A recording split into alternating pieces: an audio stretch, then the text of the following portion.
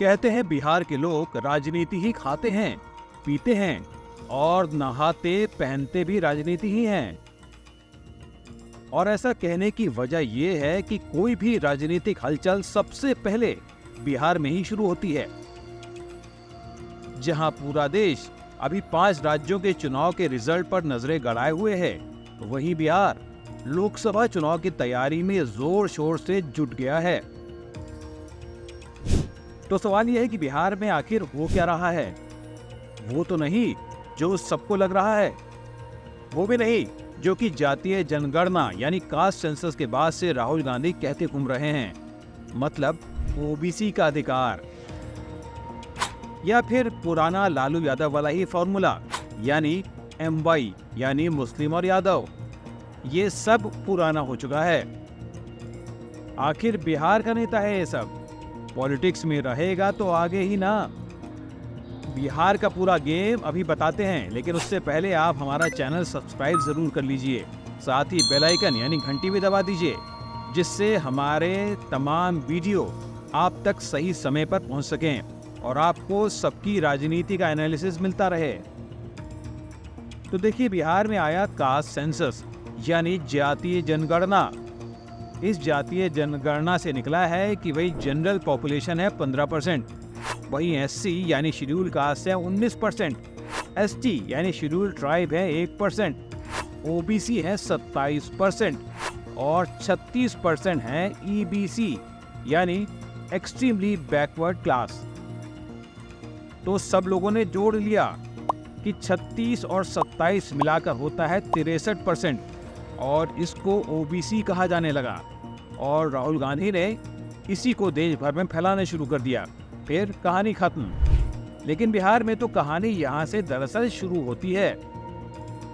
देखिए, इस ग्राफ में जो नहीं दिख रहा होगा वो है धर्म, क्योंकि जाति के बाद वहीं से तो राजनीति का दूसरा सिरा शुरू होता है।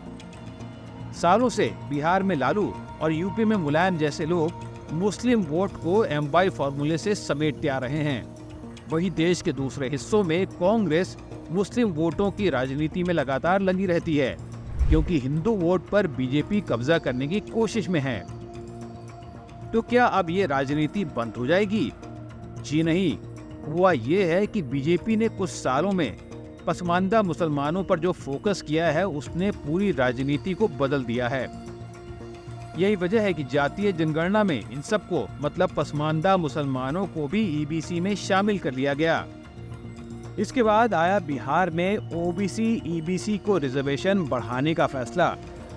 रिजर्वेशन बढ़कर हो गया 75% यानी 75%। लेकिन ये भी बस एक पहला कदम है। बिहार में तो राजनीति भी महीन होती है ना। तो इसके बाद शुरू हुआ EBC पर असली फोकस। अब यादव, कुर्मी, पासवान, मल्ला सबके लिए तो पार्टी पहले से ही है, तो उनका ख्याल तो उनकी अपनी पार्टी कर ही रही होगी। इसीलिए लड़ाई है अब बाकी सब पर। इसीलिए बीजेपी ने की बुनकर और तांती समाज की एक मीटिंग। अभी तो सबको पता है कि मुसलमान का एक गरीब गुरबा वर्ग बीजेपी के साथ जाने को तैयार है। यूपी में ऐसा होता दिख भी रहा है। वहां के स्थानीय निकाय चुनाव में बीजेपी ने इस समाज के लोगों को टिकट भी दिया और वो बड़ी संख्या में जीते भी। तो ये प्रयोग बिहार में सफल ना हो, इसका इंतजाम भी शुरू हो गया है। बिहार सरकार ने सरकारी स्कूलों में छुट्टी की जो लिस्ट जारी की, उसमें हजरत मोहम्मद साहब के जन्मदिन की छुट्टी तो है, लेकिन जन्माष्टमी की छुट्टी गायब है।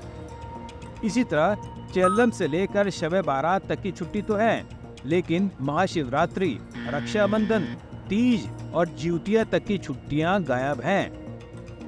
तुरंत इस पर बीजेपी का रिएक्शन आया कि नीतीश सरकार तुष्टीकरण की राजनीति कर रही है। केंद्रीय मंत्री गिरिराज सिंह ने तो राज्य सरकार पर आरोप लगा दिया कि वो इस्लामिक रिपब्लिक ऑफ बिहार बना रही है। लेकिन नीतीश और लालू जैसे नेता जानते हैं कि ई सबसे कुछ नहीं होता, अंत में काम एक ही चीज आता है और वो है वोट। तो नीतीश बाबू अपना काम कर रहे हैं। आखिर ये उनके लिए आखिरी मौका जो है, उनको ये साबित करना है कि उनके जैसा राजनीतिक गेंद नहीं है इस देश में। नीतीश कुमार ये भी जानते हैं कि कितना भी कोशिश की जाए लेकिन किसी एक के भरोसे चलना बेवकूफ़ी होगा।